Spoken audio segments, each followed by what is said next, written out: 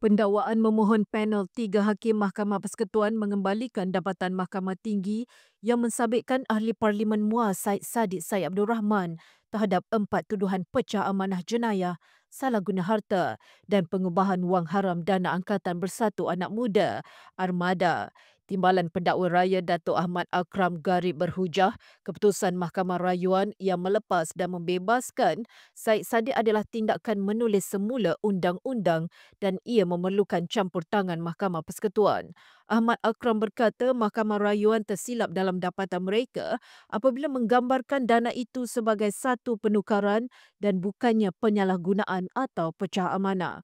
Selain itu, Ahmad Akram berhujah Mahkamah Rayuan terkilaf apabila mengetepikan sabitan terhadap Syed Saddiq atas pertuduhan menyalahguna harta membabitkan wang berjumlah RM120,000 yang dikutip melalui acara pengumpulan dana politik.